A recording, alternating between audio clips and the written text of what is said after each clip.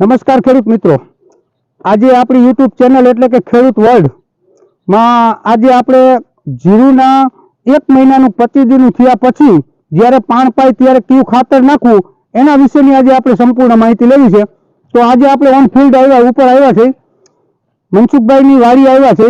એટલે મનસુખભાઈ, તમારું ગામ કયું? મિતાણા, તાલુકો ટંકારા, જિલ્લો મોરબી. આજે મનસુખભાઈની વાડી આપણે આ જીરું તમે જોઈ શકો છો. આ જીરું તમે જોઈ શકો છો કે આ જીરાની અંદર આજે આપણે કયું ખાતર નાખવું પહેલા પાણમાં એના વિશે આવ્યા છે. તો આજે આપણે મનસુખભાઈની વાડીએ આ જીરામાં અલગ અલગ પ્રકારના ખાતર, જેમાં યુરિયા છે, 90% સલ્ફર છે, અને સ્વાલ કંપનીનું યુનિમેક્સ છે, અને 1 કિલો હળદર છે. આ બધું શું કામ કરશે એ હું તમને હમણાં વિગતવાર એમની તમને જણાવતો જઈશ. એટલે હવે આપણે આ ખાતરનું મિક્સિંગ કરી છે એના વિશે આપણે જોતા રહેજો અને આખા વિડીયોમાં તમે બન્યા રહેજો. કારણ કે ઘણા બધા ખેડૂતોના પ્રશ્નો આવતા હોય છે કે જીરામાં બીજું પાણ આવે, બીજા વખત જ્યારે પાણ પાય ત્યારે બીજી વખત જે ખાતર નાખવાનું આવે તો કયું ખાતર નાખવું. તો એના વિશે આજે આપણે સંપૂર્ણ વિડીયો છે, એ ખેડૂત મિત્રો તમે જોતા જાજો. હવે નાખો વચમાં ઢગલો કરો. હા, હલવી જો આખી દૂર વચમાં ઢગલો આલી બાજુ.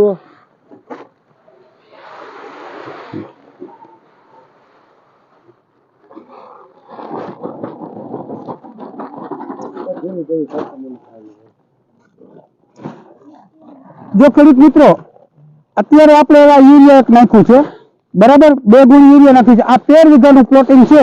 આ 13 વીઘામાં 4 ગુણી યુરિયા છે, 30 કિલો સલ્ફર છે, 90% બેન્ટોનાઇટ, અને ટાટાનું સ્વાલ કંપનીનું યુનિમેક્સ છે, એ 2 કિલો છે, અને બીજી છે કાશ્મીરી હળદર. બરાબર. હવે યુરિયા, સલ્ફર લઈ લ્યો. સલ્ફર નાખો 2-3 થઈ. હવે આમાં આપણે સલ્ફર નાખી છીએ.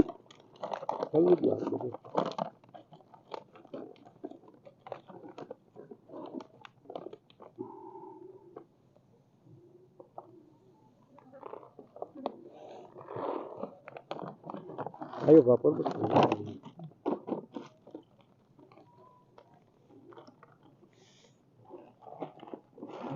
એક બાજુ હતા ફેંકતા જાવ ને, આમ નાખ દો પર લઈ લો.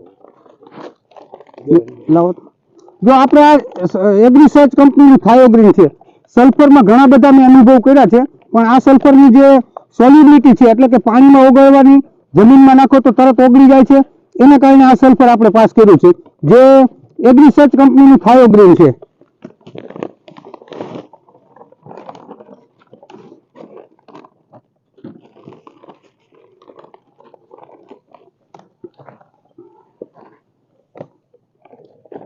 બે પેકેટ ઓલા નાખો હવે ટીવી મેક્સમાં. હા,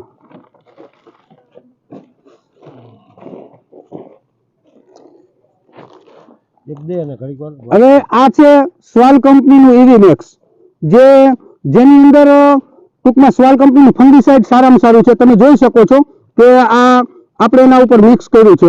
આ આપણે જીરુના પાકમાં બીજી વખત ખાતર નાખવાથી શું શું ફાયદો થાય એ હું હમણાં તમને વિગતવાર જણાવું છું. હળદર 500 ગ્રામ નાખી, 200 ગ્રામ નું, આ 500. કાંઈ વાંધો, નાખો. હવે ખેડૂત મિત્રો, જો આપણે હળદર નાખી છે,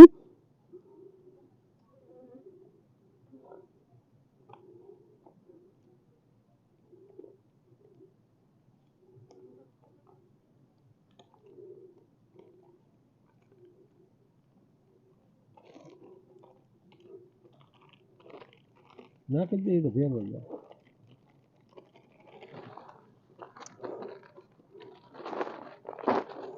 હવે ખેડૂત મિત્રો, આપણે આ બધી વસ્તુ મિક્સ કરી. યુરિયા શું કામ કરે છે એ મોટા ભાગના ખેડૂત જાણતા જ હોય, કારણ કે વનસ્પતિની આનુવંશિક વૃદ્ધિ માટે યુરિયા એક મહત્વનું તત્વ છે. એટલે યુરિયા નાખી એટલે કોઈ પણ વનસ્પતિની અંદર ટૂંકમાં એકદમ ઝડપથી એનો વિકાસ થાય. પછી બીજા નંબરમાં આપણે સલ્ફર નાખ્યું.